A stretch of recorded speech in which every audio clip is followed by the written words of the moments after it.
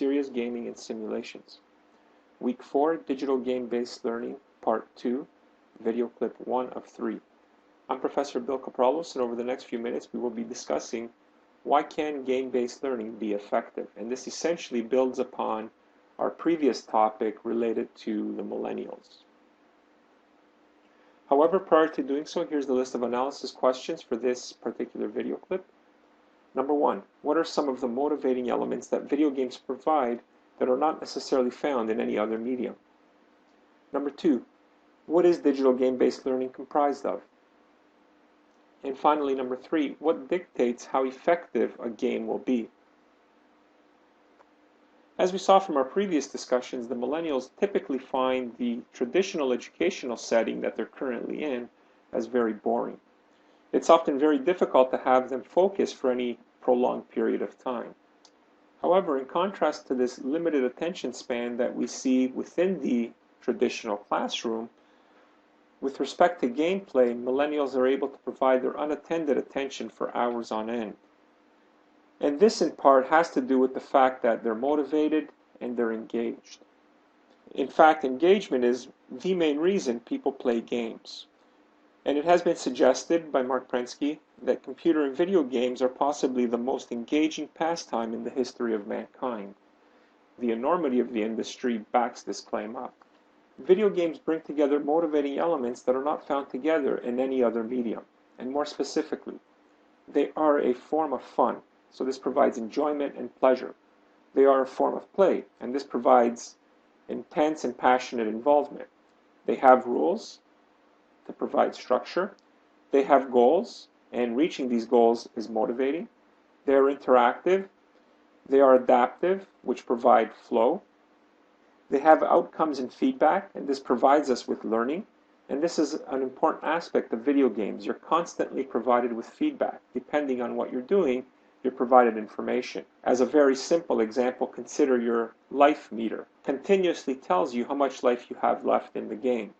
Games have win states, and this provides ego gratification. Games have conflict, competition, challenge, and opposition, and this provides us with adrenaline, and again related to engaging and motivating. They have problem solving, and this sparks our creativity.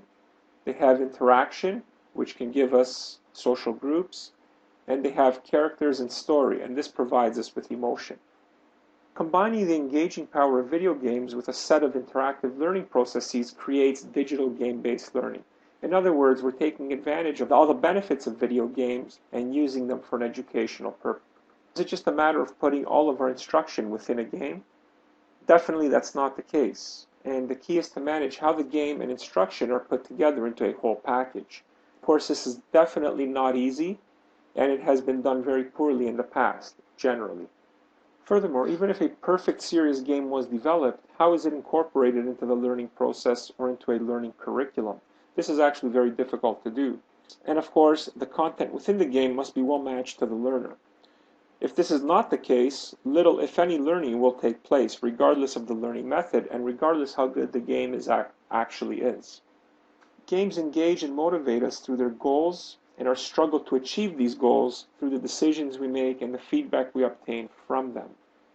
This is accomplished through the opponents and the challenges that we have to overcome within the game, and also through the emotions and the connections with others that we feel when we're playing a game.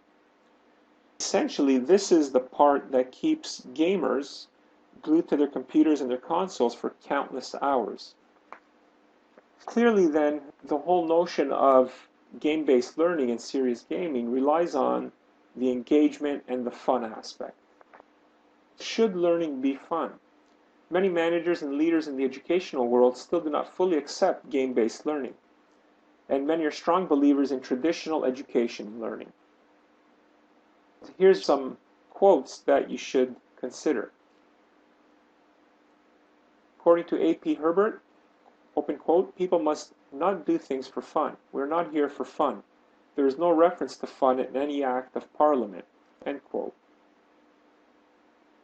According to Clifford Stoll from High Tech Heretic, open quote, "I may be old-fashioned, but learning is hard work," end quote. And finally, according to Yale professor David Galertner, Open quote, education is the hardest work most of us will ever do, end quote. Now, game-based learning doesn't refute the fact that learning is a lot of hard work, but why can't it be fun at the same time? No one disputes the effort and energy involved in learning, and all good games are hard to master. So really the change is in the work part. Learning does not feel like work when you are having fun. Here's another quote to consider from Dale Carnegie, personal motivator. Open quote, people rarely succeed unless they have fun in what they are doing, end quote. And of course, recall Marshall McLuhan's comment.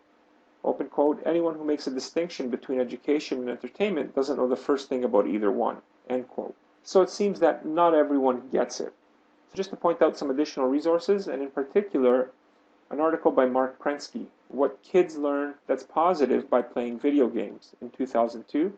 This article is available from Mark Prensky's website and did form the basis of the material for this video clip. This leads us to the end of this video clip and to our list of synthesis questions.